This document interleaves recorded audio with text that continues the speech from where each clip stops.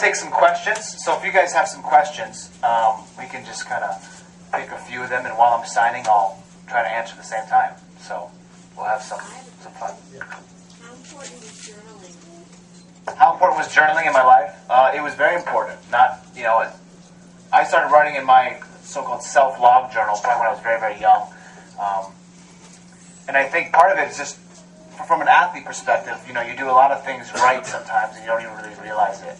And I got so fanatical about kind of the same process and the scheduling that I almost became superstitious sometimes. So I'd go back in a logbook and I would say, okay, on March 2001, I ate 3 extra grapes for breakfast, right? And 2 years later, I'm trying to recap and try to basically get the same feeling I had on that day in March 2001. So I basically try to eat 3 extra grapes for breakfast. Not that it did anything, but it's good to have that. And then obviously from memories, it's pretty amazing. Anyone else? Question: what comes next after your book tour? What comes next? Well, we're in the process of possibly doing a West Coast book tour as well.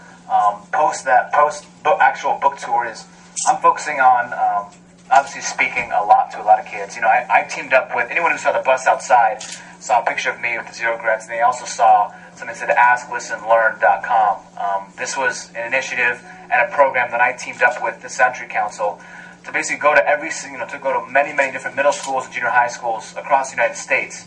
A lot of these kids that we were speaking in front of were in very, economic challenged areas. A lot of these kids face a lot of challenges that perhaps you and I may never have faced before in our lives. And I was there in person trying to relate to these kids and get them inspired to get right back on the right path and to realize it's not about how you start, it's about how you can finish. And just trying to get kids inspired, because for me, when I was in junior high school, it was at the age of 14 in which I was at the tipping point where luckily I had a great dad in my life who pushed me in the right direction and actually forced me in the right direction. But a lot of people aren't in the same position as I, and a lot of people don't have an Olympic pursuit to follow through. So that's why I go to these things and try to teach kids about the dangers of abusing drugs and alcohol at such a young age, and just trying to get them leading an active and healthy lifestyle. A lot of the kids that we speak to don't realize how special they are as people, and I think every single one of us has a unique talent that's different than everybody else in the world. And I think once we're able to realize that, we can capture that and hold on to it, with every single thing that we have, and pursue a life of trying to reach 0 regrets, as almost seemingly impossible as it may be. I think it's our duty as people to always kind of carry our own struggles further and to try to be the best that we can so that we are better and we are stronger than we were yesterday. One more question, then we'll begin the signing. Right here. We'll do 2 more. Have you ever tried different types of skating? I have not tried. What do you mean, like figure skating? Yeah, like synchronized. No. No. No. I leave that to Evan Lysacek and figure skaters. I just in my career we went fast, turn left. Pretty much. Pretty simple, kind of like NASCAR. And then last question was... What's the hardest thing you ever had to do? The hardest thing I've ever had to do? I don't know. If you had asked me this probably during the Dancing with the Stars, I would definitely say the dancing show. And people say, well, what are you talking about? Do you think skating is hard? But people don't realize that, that was something that's totally out of my element. And I'm doing, number one, I'm dancing in front of millions and millions of people twice a week, okay? Number 2, it's just something different about those outfits they make you wear.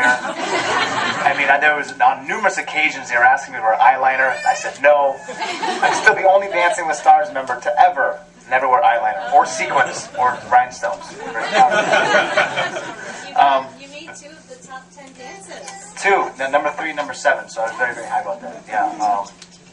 So yeah, that was an unbelievable experience for me. I actually talk about it quite a bit in the book, about how it was almost like this transformation process for me as an individual, as a young man, because I really had to kind of open up about who I am as a person, my personality to the camera. Because you realize on the show, you dance twice a week, but it's 7 days a week. It's 10 to 15 weeks long, and the camera is on you 12 hours a day. There's no break. So, the producers want to capture every single moment they can on the show, and they want to showcase that to create their package. and it gets pretty tiring. But that was an amazing experience, and I'm very happy I did it. So, yeah.